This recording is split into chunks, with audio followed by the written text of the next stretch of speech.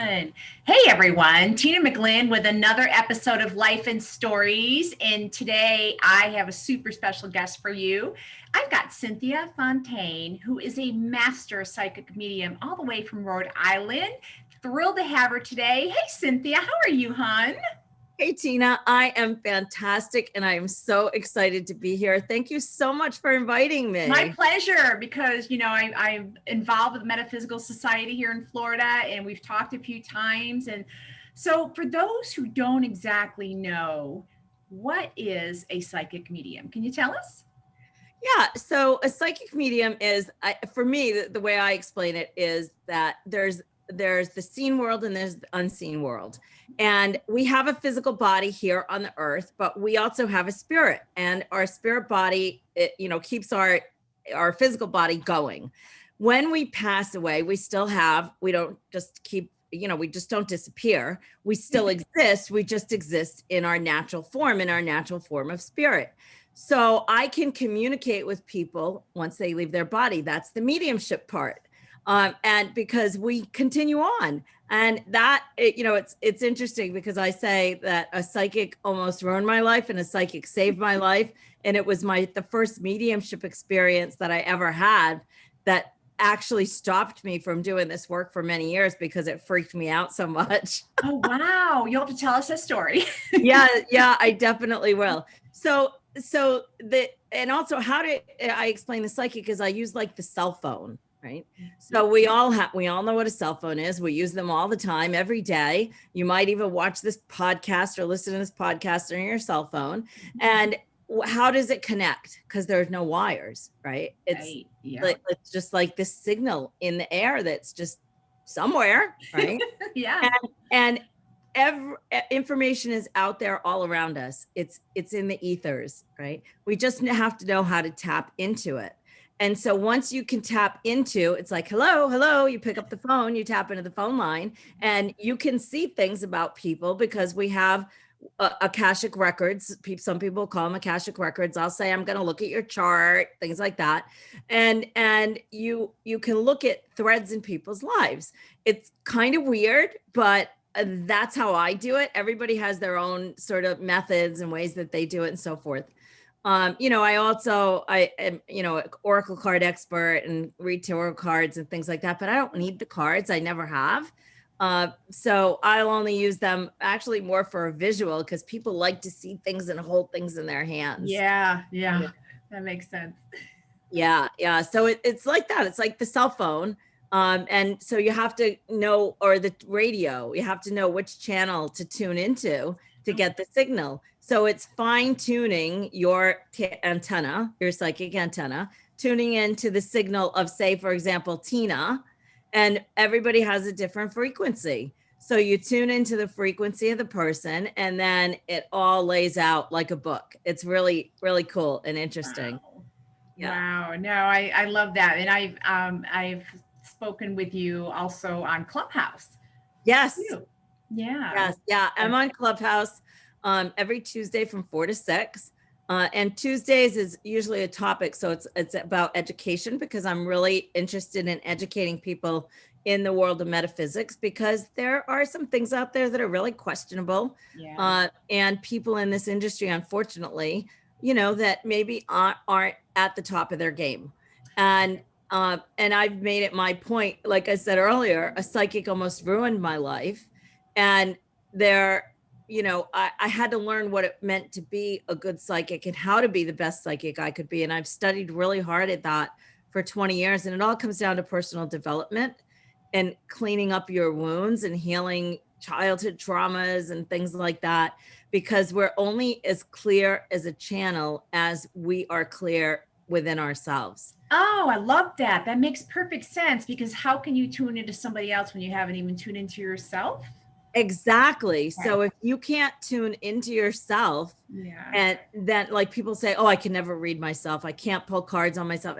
Well, then that might not be the psychic for you, because if they can't tune into themselves, they're not doing their own personal work. That makes sense. No, I love that. And you said you've been doing this in public per se for over 20 years? Yes. Yeah. Well, officially Yeah. over 20 years, but unofficially my whole life, Your really. whole life. Yeah. Yeah. So Yeah. I was born knowing that I wasn't born knowing I was psychic, but I was told growing up that I was psychic from a little child on. And my grandmother, Anna, was my first teacher. She did this work.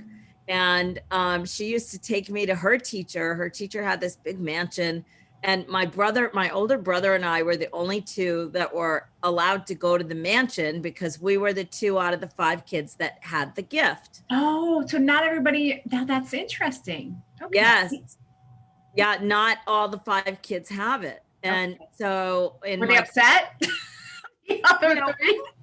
I think my middle sisters, well, my 2 sisters have a complex, they have a little sister complex kind of thing because I'm kind of a big personality, Yeah. and I'm a public figure and, all that. And so they don't really like that because they like to be in the spotlight, but Okay. yeah, so it's okay. It's their own journey, But so it was just my older brother and I that got to go, that we spent every weekend at my grandparents and every summer, every school vacation. And my other siblings didn't get to do that. So they kind of had their nose out of joint about that because they didn't get to go, they would go visit, but Sibling then rivalry. yeah, I mean, they'd get to visit, but then they'd have to leave with my parents. Oh, wow. Yeah. Yeah. So then we'd go to Tialdina, and T in Portuguese is aunt. So Aunt Aldina. And my older brother and I got to go hang out at the mansion, but they would never let us in the office when they were working. We'd hang out with Bella, the cook, or, we'd be in the kitchen with Bella, or we'd hang out with the housekeeper or whatever. And so for me, this world was totally normal. And I grew up loving the spirit world. I grew up Catholic, which is sort of a no-no, right? Yeah. Yeah. But at the Same same here. time, I had this grandmother who, even though was Catholic and loved her religion, had the woo-woo and was okay with it. So I had the best of both worlds because, I got to learn a lot, and I loved going to CCD and learning about the angels and the saints. That was like my thing. Yeah. And so I have that foundation, which is beautiful. And then I had my grandmother, I really learned a strong devotion from her, and I think that's what really strengthened my connection to the spirit world. And it's interesting because even though my brother was there at our grandparents, at the same time, he was out in the garage with our grandfather and he didn't get that. And so, yeah, so he doesn't, even though he's got the gift, he doesn't use it. He turned unfortunately to addiction, and that does happen. And so, it's interesting because even though we were both there, we both have very, different lives. And so, yeah, it's really interesting, really interesting. Well, it depends on what you do with any gift given, right? Absolutely. Yeah, absolutely. Absolutely. And, we all have the gift of intuition. We come in with it. And that comes through if you look at the chakra system, or the energy centers, there are 7 physical energy centers, and your intuition comes through your first, second, and third energy center. And then psychic information comes through the top 3, comes through 7, 6, 5, and then they meet in the middle at the heart chakra, and that's where they create their magic. And people will say to me often, "You have such a big and generous heart," and I have, because this is my passion, it's my life purpose. We have,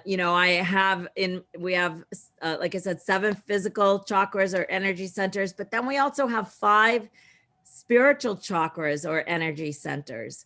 And we have archetypes that live in each one of those centers. And I have an archetype that's a mystic. And this is in my program, Your Secret Intuition Code. This is where I teach all this. And then we also have a guide for each one of those 12 chakras. And the guide helps us with whatever archetypal language we have in the chakra, that's the guide's expertise that has agreed to help us in this lifetime. Oh, wow. Yeah, so I have found that to be so fascinating and so helpful, because if you don't know like who you are, what makes you up, right? Then how do you work with that? So, and I'll give you a kind of a funny story. In my sixth chakra, the sixth chakra or sixth energy center is how we see the world and how we see ourselves in the world. Well, my archetype in the sixth chakra is a waffler. And when my waffler is in defense, my waffler cannot make a decision. Oh, so Yeah. Libra. Yeah, so Libra, which I'm not Libra, I'm actually Virgo, but isn't that interesting? Yeah. So for years, my kids would be like, just make a decision, or people around me. And I would let other people make decisions for me. And, that doesn't always turn out the way you want it. No.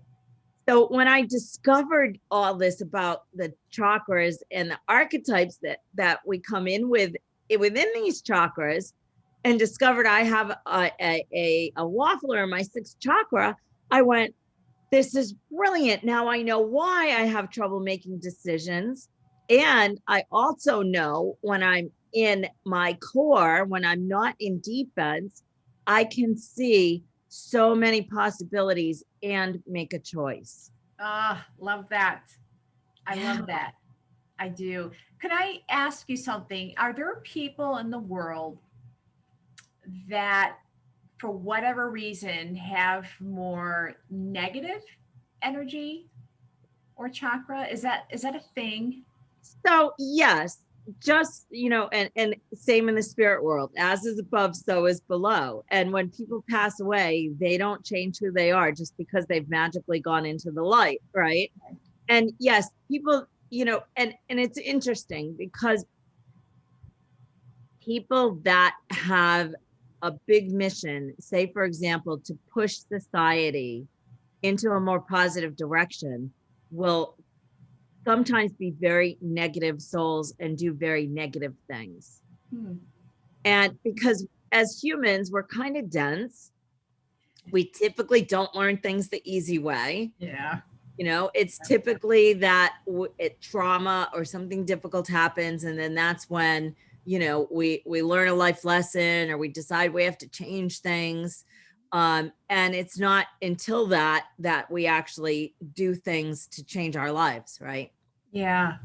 So unfortunately, it's like the yin and yang. There has to be balance. So yes, there are people that have a negative purpose to, and for some reasons, to push society to whatever we decide. It's totally up to us where it pushes us. It can push us over the edge into the negative, just like we saw with Hitler. Oh, yeah. Or it can push us over the other side, like we saw with Gandhi. Yep. Right. That makes sense. Those are two great examples. Yeah. And like I said, unfortunately, we need that side too, because we're dense. And typically we don't know what we want until we figure out what we don't want. Oh, ooh, I like that. Yes. I like that. You need to save that and put it somewhere. Yeah. Well, I can't claim that as mine. That's actually Esther Abraham Hicks's quote. Okay. Yeah. Yeah. And it may not be exactly worded that way, but that's where that's a gist. That's where I like that. Yeah. I like that. So, so tell me, if someone were to want to reach out to you, how does that happen? So the easiest thing is to go right to my website, CynthiaFontaine.com. And, there's a typical website where it says about me. I think there's a recording of one of my events on there. It connects to all my social media. And there's actually a really cool page that you can just go on and schedule an appointment directly through my website. You never even have to leave the site. Very cool. Yeah, it brings my calendar up, and you just punch in your information, and then you're good to go. And with COVID, obviously, I'm assuming you can't meet with people face to face, or is this something that's that then has to be done over the phone. I mean, before COVID, did you meet with people face to face? You mentioned events. Tell me about that. Yes. So I've actually done both for many years. As soon as Zoom came out, I started using Zoom. Oh, okay. Yeah, because my reach started growing outside of my local area, and so I've done local events for years. And then I actually have done some bigger events. I did an event in Austin, Texas, and I did a big event in Dana Point, California, and also in Orlando. Oh, darn. Yeah. So I have done some bigger events, and then COVID hit. Yeah. But so I just translated everything to Zoom, and like everybody has, but I was already using Zoom before the big events, because it's so much nicer to see people, sort of face to face when I'm working with people. Yeah, sure. Yeah. So I do groups on Zoom as well. And because now I have clients all around the world, they can't fly to me and I can't always fly to them. So Zoom is a beautiful thing. And I just send them a Zoom link. And then, sometimes it's a whole family, sometimes it's a group of friends, and sometimes it's an individual. And I have students that I don't have any programs currently at the moment that are open, but there will be classes coming up. So if people sign up for my newsletter on cynthiafontaine.com, I don't send out a lot of emails because I don't like to get bombarded with a ton of emails in my inbox. Yeah. So typically it's like when I have something to announce, if I'm having a guest on Clubhouse, or if I'm doing some, if a new class is coming out or something, an event, then I'll send out an email. So that's just the way I like to do it. I am going to have a membership site coming up that I'm working on. So that's pretty exciting. So, oh, good for you. Yeah. So if people want to, know about that, they definitely want to sign up for my newsletter, because I will be announcing that. And right now, currently, they could actually go to Facebook. I have an inner circle. And it's Cynthia Fontaine, the Rhode Island Psychic Medium. And if you just, they can request to join the inner circle. There's a little process, questions you have to answer. And then my team looks at their people's bios, because it's a very clean group where no drama is allowed. Oh, good. Yeah. Yeah, absolutely. And then I pop in there sometimes and do lives spontaneously and things like that. So those are some of the ways you can get me. And of course, I'm on all the social media. I'm not on TikTok yet.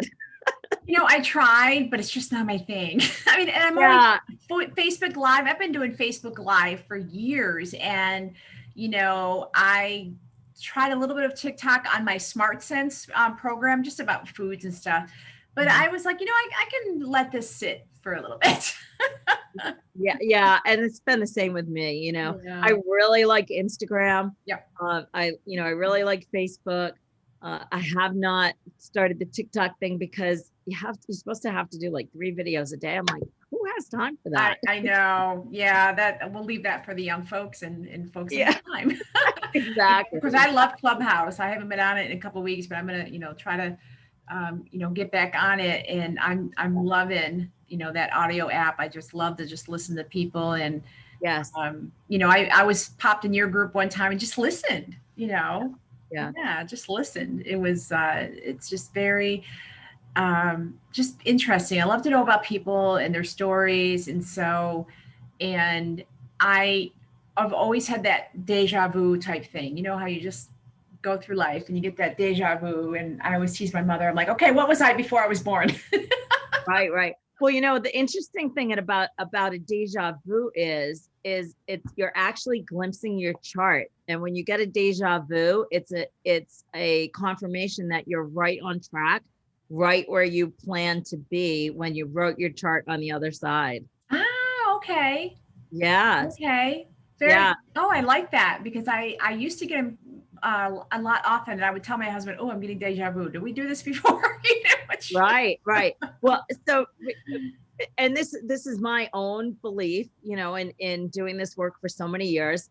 I started studying when I was a kid with my grandmother all through my teenage years, and then studied with various teachers over the years. I've trained with 2 Native American chiefs, and I worked with Micmac tribe, a sacred pipe carrier, and a sweat lodge. I forget his title.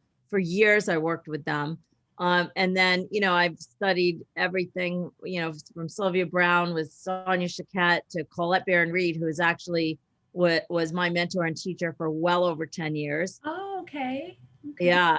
Yeah. So I've done a lot, and I've studied a lot of areas within metaphysics also. Okay. So I've trained with Brian Weiss. I'm a professional past life regression facilitator. If it's out there, I probably might have done it. Wow, that's awesome. My our yoga teacher at Kate, she's very much into this movement, and unfortunately, she lost her daughter to overdose a couple years ago. So I'll have to try to connect the two of you. She's not. Actually, our yoga class starts next week. Wow, it's already May, or tomorrow. Yeah. Tomorrow. Yeah. It goes by fast. That's it time. Does. Yeah, time. Yeah, So really so to recap, your website, because people always, when they listen to podcasts, I want to make sure that they know how to reach out to my guests. So I love that you have your name as the website. Just makes it easy. If they remember your name, then they know to go .com. Right, absolutely. Because oftentimes our brand changes, right? Yep. Where you might outgrow a brand, you might you change your colors, you change your style, you've learned something new, and you're incorporating that. And so I've been known as the Rhode Island Psychic Medium for over 10 years, but it's not all I do. I do so much more. I'm a master healer. I went to 3 years of healer school, so I'm a master healer trained in full spectrum healing. I'm a double Reiki master. I do, professional clearings. So I do all kinds of things. So the Rhode Island Psychic Medium doesn't really cover it all anymore. So it sounds like it doesn't. Yeah. So I'm actually rebranding right now. And I had the fortunate blessing of being connected in with some amazing people at Hay House. Friends with them, and they gave me a lot of coaching. And one of the first things was brand your name, not your brand. I love that. I love that. Yeah. And it's funny because I just got that same advice, so I went and grabbed TinaMcGlynn.com or whatever, because I've got so much going on, and I get that. And I love it because, all they have to do is remember your name. Perfect. Yes, absolutely. It makes it easy. And then no matter what you do, like if you have a book coming out and you want to focus talking about that, like congratulations, by the way, with your new book that's just out. And isn't it? It's like number 5 on the best-selling. It is. Yes. Yeah. There are a whole group of people who have been waiting over a year for me to write this book. But as you know, I had to get through the trauma of the actual events. Yes. And get my spirit correct. And did that. And now I feel I've always felt at peace, but now I feel settled, content. Yeah. Beautiful. Yeah. Beautiful. Yeah, but no, thank you. And thank you for being a guest. Any last words or thoughts or? Well, I think everybody can tune into their intuition. Okay. And one sort of quick tip in order to build your intuition muscle, because it is like a muscle. You have to practice it. Yeah, the more you work out, the stronger you get. Yep. So the more you work your intuition muscle, the stronger it gets. So first thing is like do personal development work, right? Clean up your channels, because the clearer your channels are when you heal the wounds from your life, because we all have them. Right? Yes, some more than others. Yeah, it's like, you have a coffee cup and if you never wash it, it gets pretty gross. That's like your life if you never clean up your stuff and your wounding. And so that, and then also pay attention to details, believe it or not, this is one thing I have all my students work on, is pay attention to the fine details of things. Because when you pay attention to details, it's like your senses amplify. Okay. And your intuition is a sense, right? You know, it's like I used to practice, I don't know why I used to do this, but I used to practice closing my eyes or walking around at night and not turning any lights on. And Oh, getting around the house without lights on. yeah, Because when you take one sense away, all the other senses amplify. that So, makes sense. yeah, and so you can practice things like sit with your eyes closed and listen to the sounds, and even try, if you're outside in nature, try to see if you can distinguish what birds you're hearing, what, you know, cars. You listen for cars. I can tell you when the mail truck's coming a half a mile away, right? Of course, I delivered mail for 26 years. That's when I was unofficially out of the psychic closet. I was, you know, I was working with customers, my helping my customers on my route, but you know, I wasn't doing it officially. Yeah. And I think Yeah. that maybe people need to slow down too, right?